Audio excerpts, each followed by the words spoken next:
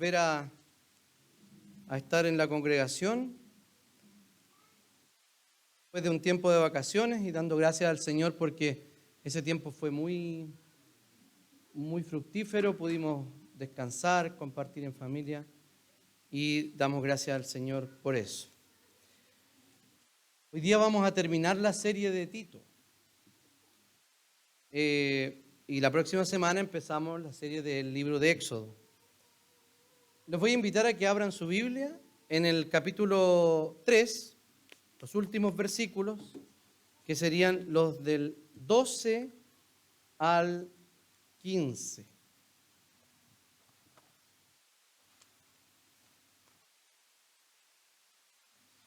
Tito 3, 12 al 15. Y la palabra del Señor dice así: cuando te envíe a Artemas o a Tíquico, apresúrate a reunirte conmigo en Nicópolis, porque he decidido pasar allí el invierno. Apresúrate también a poner en camino a Zenas, el intérprete de la ley, y a Apolos, y ayúdalos para que nada les falte, y que aprendan también los nuestros a ocuparse en las buenas obras para los casos de necesidad, para que no se queden sin dar fruto. Todos los que están conmigo te saludan. Saluda a los que nos aman en la fe. Que la gracia sea con todos ustedes. Amén. Oremos al Señor. Señor, te damos infinitas gracias por tu palabra. Te damos gracias, Señor, porque hoy día podemos acercarnos a ella, Señor, para poder ser exhortados por ti, por medio de tu palabra, Señor. Te rogamos que pongas un corazón atento, una mente clara, Señor, para que podamos entender y aplicar, Señor, esta palabra a nuestra vida. Oramos en el nombre y en los méritos de nuestro Señor Jesucristo. Amén. Recordemos un poquitito que era una muy mala ciudad donde estaba Pablo. No era una ciudad muy interesante donde estar. La gente era bastante poco agradable. Eran bastante licenciosos en su vida moral. Recordemos que le tiene que dar varias recomendaciones sobre qué significa ser cristiano. O sea, lo que el apóstol Pablo está diciéndole aquí, más que a Tito, se refiere mucho a que Tito le habla a la iglesia de que tienen que ser coherentes. De que ellos profesan. De que hay algunas cosas que no nos vean.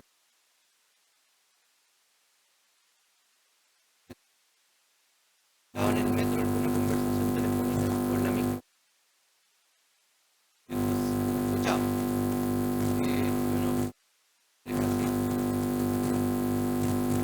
Escucha la mitad de la conversación. Entonces dice, sí, la señora María, sí, esa, la de allá de la vuelta, me tiene aburrido. Y uno empieza o no, mi marido no sabía, lo hizo de nuevo. Entonces uno piensa cualquier cosa. Hay que escuchar la conversación completa para poder sacar ciertas conclusiones de qué es lo que están conversando. Así pasa un poco con las cartas. Aquí no hay una carta de ida y una carta de vuelta. Hay una carta solo de ida. Entonces, hay cosas que no entendemos acá muy bien, que no sabemos para dónde iban algunos, para dónde se dirigían, pero sí se dirigían a alguna parte, etc. Entonces, como finalización de esta serie de sermones de verano basadas en la epístola del apóstol Pablo a Tito, vamos a ver qué es entonces una iglesia saludable y cómo podemos extraer de aquí principios de estas instrucciones que son básicamente personales y que también es la salutación y la bendición final. ¿Cómo podemos tomar desde allí principios para reconocer o para desarrollarnos como una iglesia sana? En primer lugar, Pablo mantiene la continuidad. ¿En qué sentido?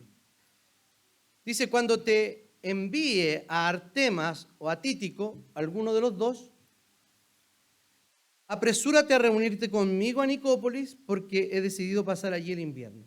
Era un lugar de regular clima, en el mar Adriático, si no me equivoco. Pablo estaba adulto ya y le pide a Tito que cuando llegue uno de estos dos siervos, él se vaya a Nicópolis a reunirse con él. Esta ciudad, fundada por un emperador, Augusto, creo, año 31 a.C., porque ahí había tenido una victoria. Nicos, victorioso, o victoria, y polis, ciudad, la ciudad de la victoria. Por eso tiene este nombre. Entonces dice, ¿por qué decidió pasar el invierno allí? Entonces, Tito debe esperar a uno de estos dos obreros para que llegue y se encarguen de la obra. O sea, tiene que haber un recambio. La obra de Dios no se va a detener, según lo que dice Pablo, ¿cierto? Le dice, en algún momento le dice a Timoteo, nombra ancianos allí y después hace esto otro.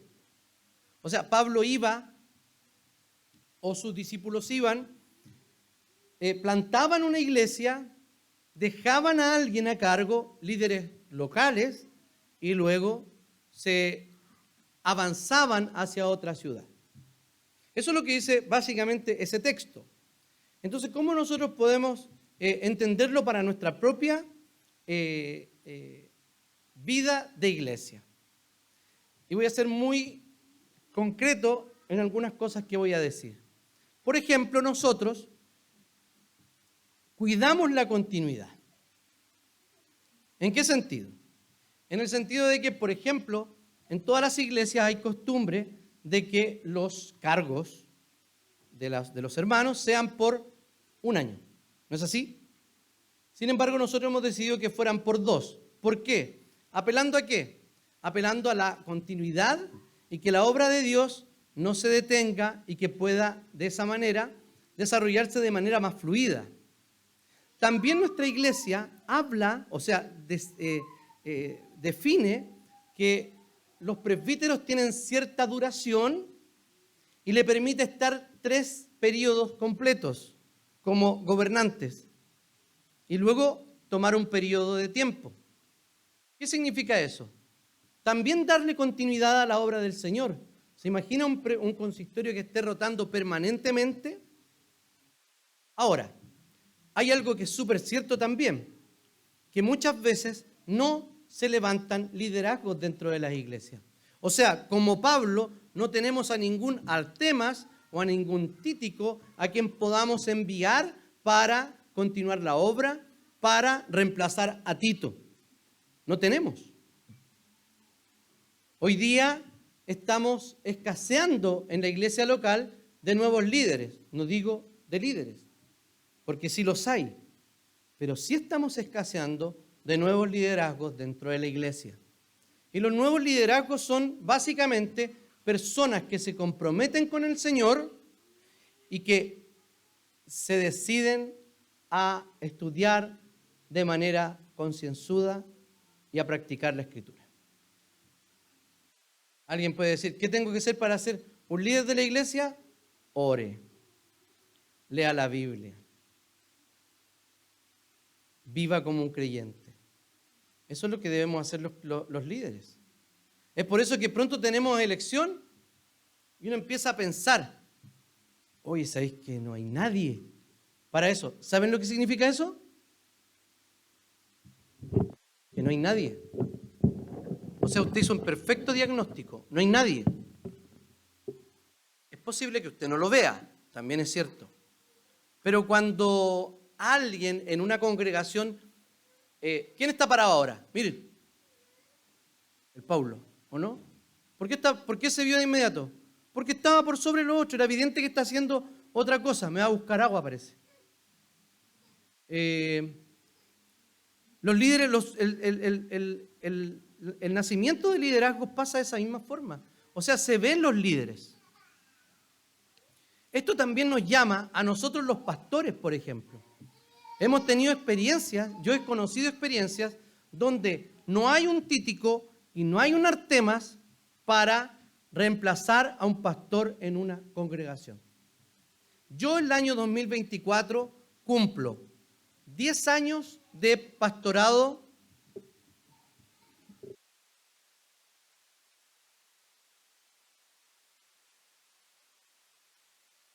10 años de pastorado en esta iglesia. 10. Un año que fui designado por el presbiterio. 11. 5 años como plantador de la iglesia. ¿Cuántos son? 16. Son buenos para las matemáticas. Yo tampoco sabía, por eso les pregunté. 16 años. Y yo estoy dispuesto a estar aquí hasta cuando el Señor me llame a otro lugar.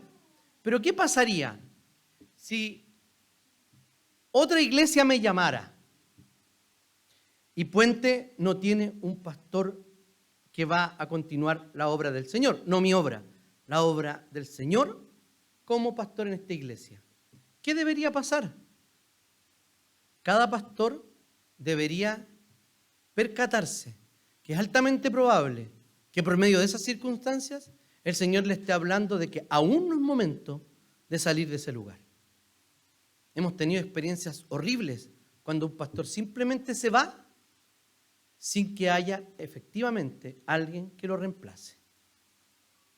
1000 cosas pueden suceder, ¿cierto? Ya nos han pasado entre medio nuestro, no aquí, o sea, fuera nuestro, en otras congregaciones, donde han sucedido ese tipo de cosas. Entonces la iglesia tiene que ser madura y saludable respecto a la continuidad.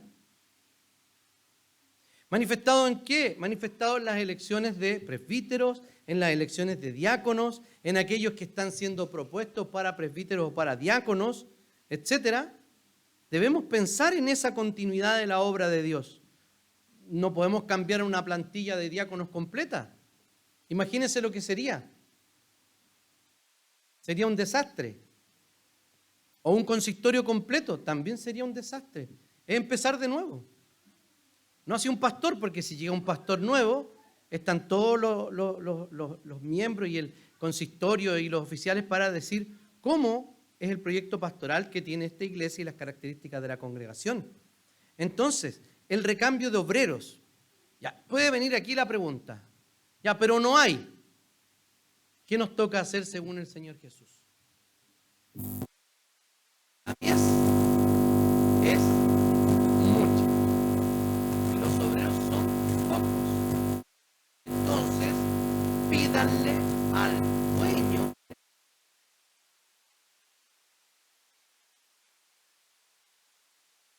cargo para que oremos este año. Oremos para que el Señor levante nuevos liderazgos y podamos tener continuidad en la palabra, en la obra del Señor.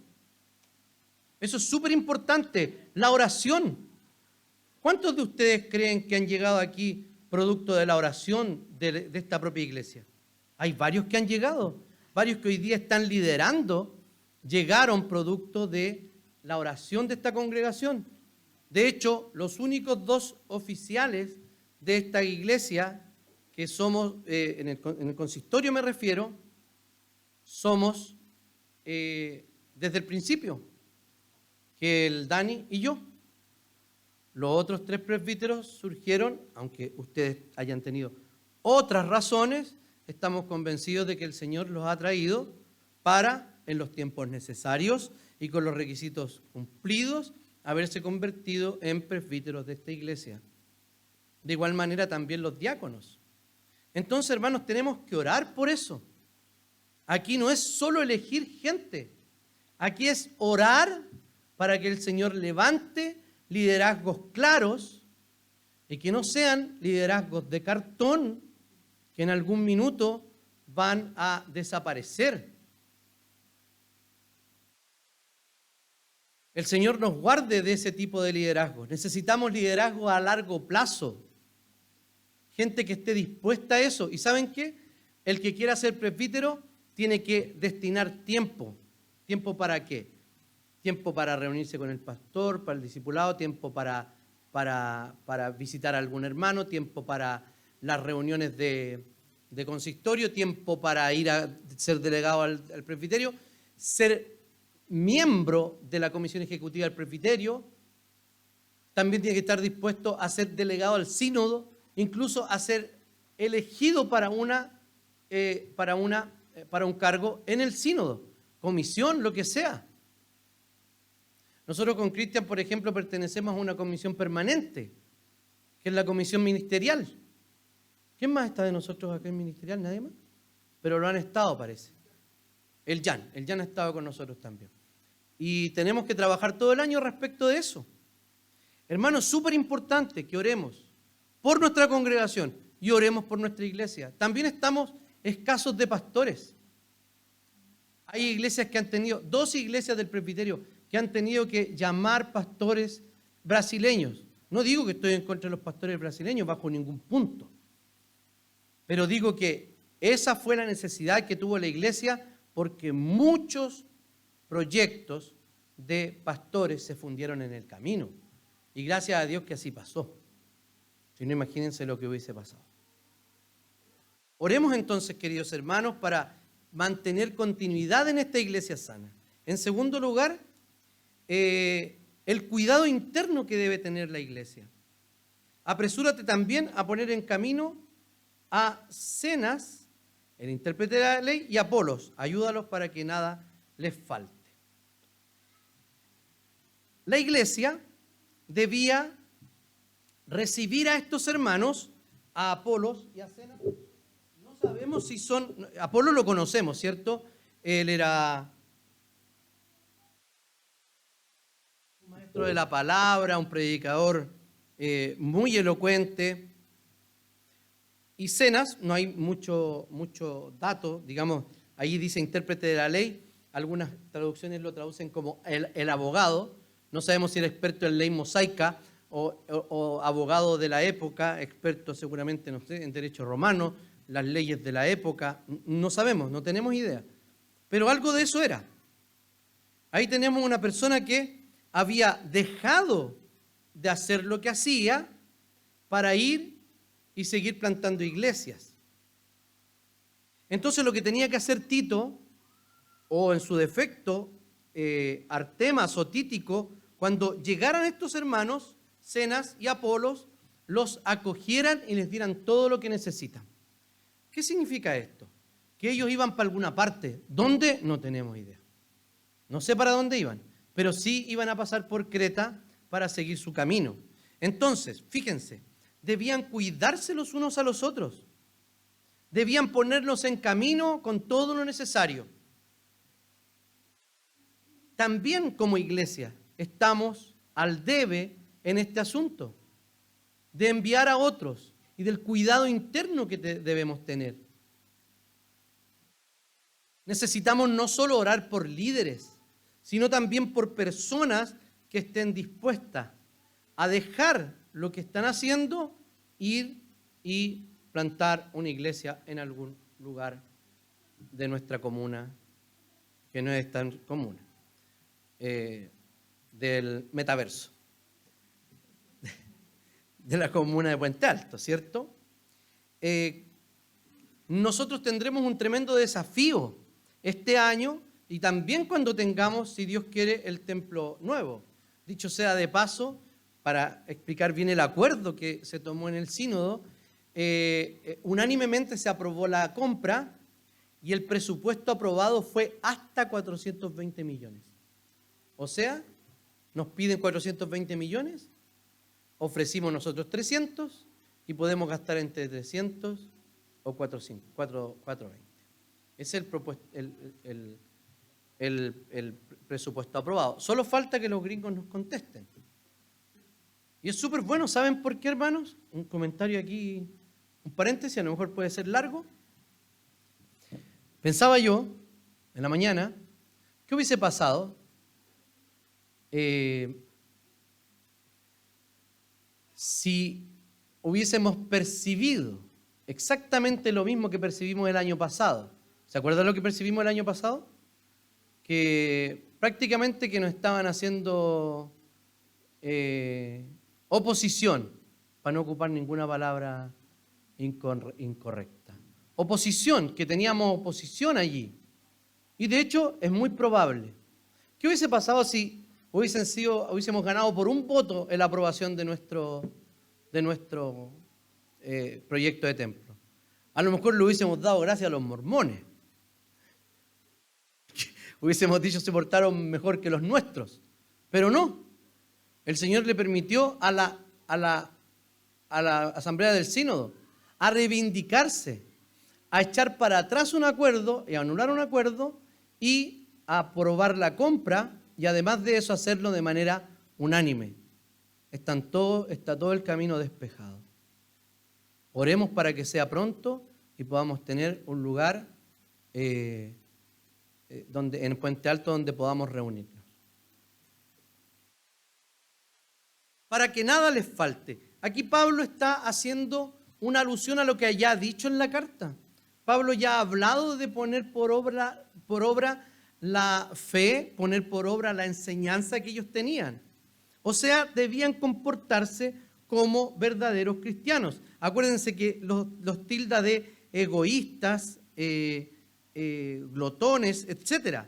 O sea, iba en contra de lo que ellos eran naturalmente, históricamente, ¿cierto? Llegar tarde, ¿es de qué? Es típico chileno. Robar en los supermercados, es típico chileno. Ser lanza en Europa, típico chileno.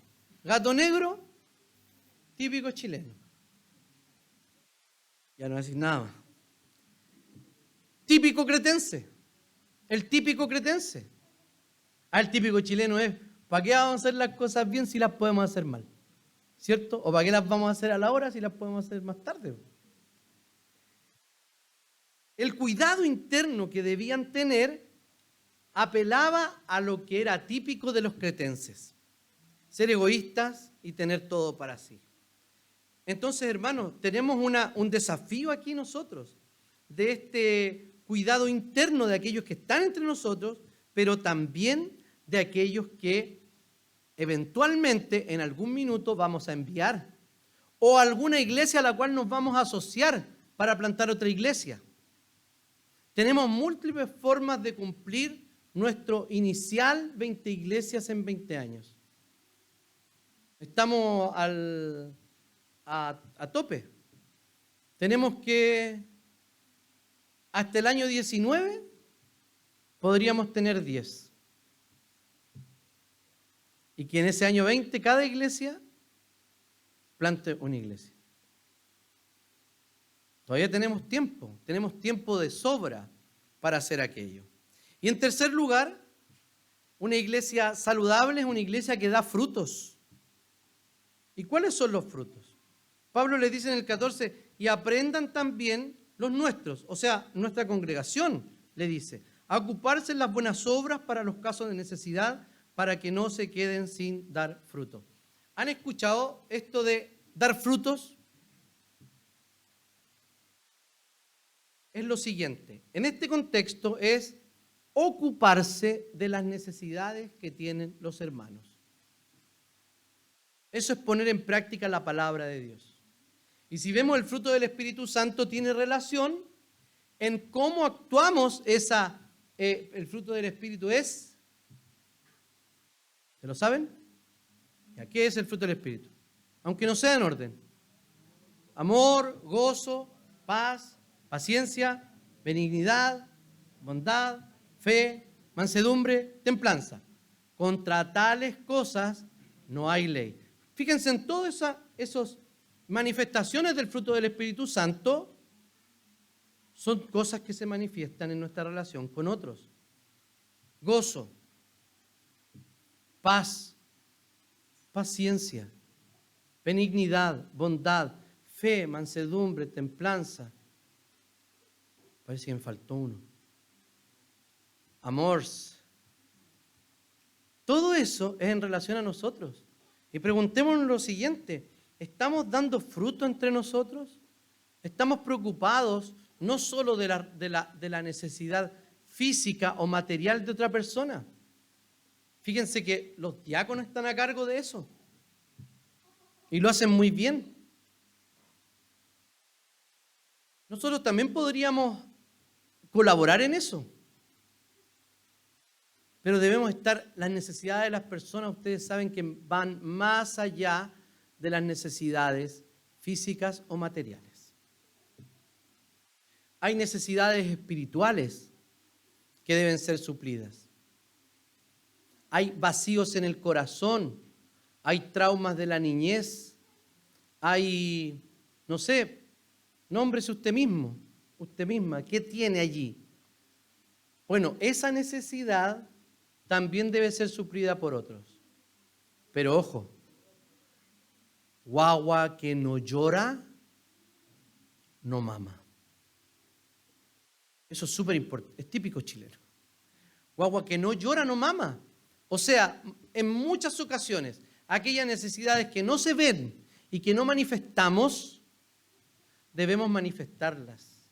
En espacios seguros, de confianza, etc.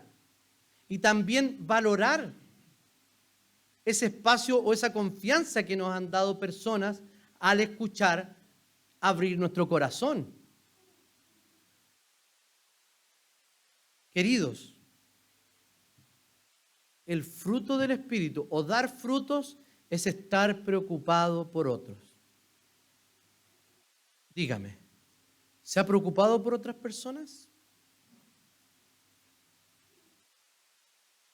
Cuando le ha venido a la mente esa persona, porque a todos nos vino una persona a la mente durante el mes pasado.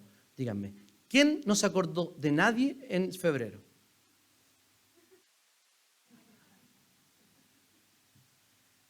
¿Quién no se acordó de nadie? Todos se acordaron de alguien. ¿Y por qué habrá sido? Ojalá que no haya sido para pelar. Seguramente se estaba acordando de esa persona porque esa persona tenía alguna necesidad. Somos un cuerpo.